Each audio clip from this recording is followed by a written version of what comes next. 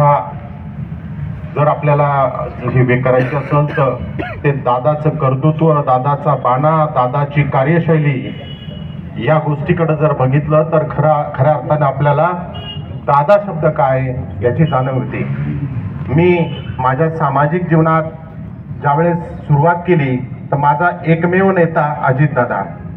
1999 पासून मी दादाच्या संपर्कात आहे. दादानी अनेक वेगवेगळ्या पदावर मला प्रदेश उपाध्यक्ष सारखं राष्ट्रवादी काँग्रेस पक्षाचं 10 वर्ष दादांमुळे संधी मिळाली. आणि आज असं एक पितृतुल्य नेता की आपल्याला कोणत्याही अडचणीच्या क्षणी खरं मदत कोण करेल, आपल्याला प्रत्येकाला एक कोणीतरी आधार असतं, असं एक आधार म्हणून आम्ही दादाकडे बघायचो. मी समाजामध्ये जे काही उभा आहे, मी जे काही करू शकलो ते फक्त दादांच्या आशीर्वादामुळं. एक विजूनी सांगितलं तसे अनेक प्रसंग आहेत, पण बंधूने एक प्रसंग निश्चित सांगेल. दादांची कार्यकर्त्यांना ताकद द्यायची पद्धत कशी होती. एक 2012चा प्रसंग आहे. सकाळी 8 वाजता दादांच्या बंगल्यावर देवगिरीला भेटायला गेलो. भेटल्याच्या नंतर त्यापूर्वी दादांनी मला एक शिफारस पत्र दिलेलं होतं एका कामाच्या निमित्तानं. आणि मी ते दादांना सांगितलं, दादा हे असं असं. मला खूप बोलले दादा, प्रचंड म्हणजे प्रचंड बोलले, रागवले. पण खरं सांगू, दादांना जो ओळखतो ना त्या दादांच्या ओढण्याचं रागवण्याचं अजिबात काही वाटत नाही. आपल्या घरातला भाऊ, आपला एक वडील आपल्यावर रागवतात ना, अशा पद्धतीची भावना त्या ठिकाणी निर्माण होते. माझ्या जीवनामध्ये ज्या ज्या वेळेस मला दादानी काही त्यांना बोलवलं, काही गोष्टीचं माझ्याकडनं स्पष्टीकरण मागवलं, त्या वेळेस देखील त्यांनी खूप रागवले.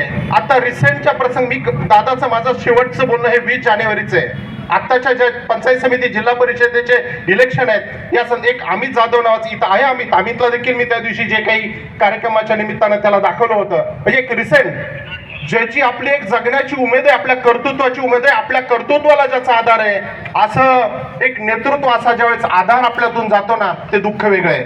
आज बंधूंना एवढं वाईट वाटतं ज्यावेळेस आपण सुनेत्रा वहिनींचं त्या टीव्हीवर बघतो, पार्थ भैयाचं बघतो, जय भैयाचं बघतो. ही जी एक जीवनाचा अर्थ काय, दादानी एवढं मोठं साम्राज्य केलं, एवढे मोठे कार्यकर्ते राज्यामध्ये निर्माण केले. एक मी मिटकरी साहेबांचं तुम्ही बघितलं असेल भावनाविश होताना, उमेश पाटलांचं बघितलं असेल, तिकडं चाकणतर ताईंचं अनेक कार्यकर्ते त्यांनी असे घडवलेत की दादा हेच त्यांचं जीवन. आदिती तटकरे ताईंचा शब्द की एक दिवस आमचा दादा शब्द उच्चारल्याशिवाय जात नाही, अशा पद्धतीच्या भावना आहेत. आणि जामखेड कर्जतवर अवधूत दादांचं तर आज वेगळ्या पद्धतीचं प्रेम होतं. दादा हे होम टाऊन म्हणून जामखेडकर बघायचे.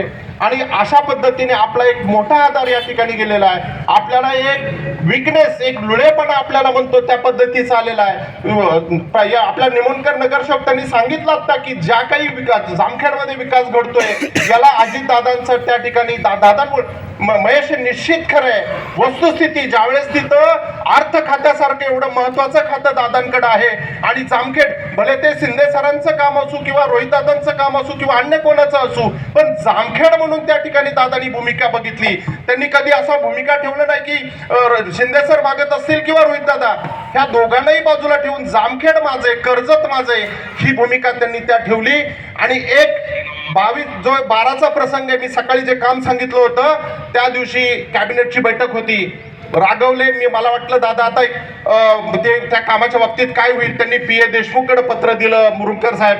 आणि 10:30 वाजता मी ज्यावेळेस हिरापण्णा मार्केटला होतो त्यावेळेस मला फोन आला PS चा की तुमच्याशी दादा बोलणार आहेत.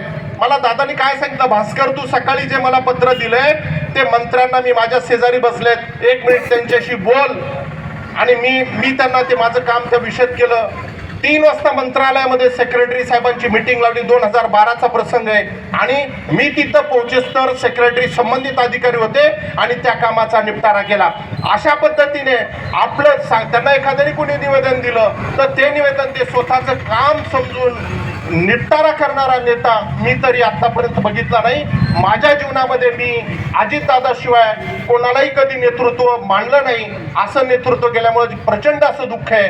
आणि या दुःखातून आपण तर आहोतच, पण खऱ्या अर्थाने सुनेत्रा वहिनी, त्यांचं कुटुंबीय, पवार कुटुंबीय पक्षाच्या अनेक निष्ठावंत कार्यकर्त्यांवर जी एक ही दुःख कोसळ, या दुःखातून सावरण्याची सगळ्यांना त्या ठिकाणी संधी मिळो, आदरणीय दादांना भावपूर्ण अशी श्रद्धांजली व्यक्त करतो आणि थांबतो.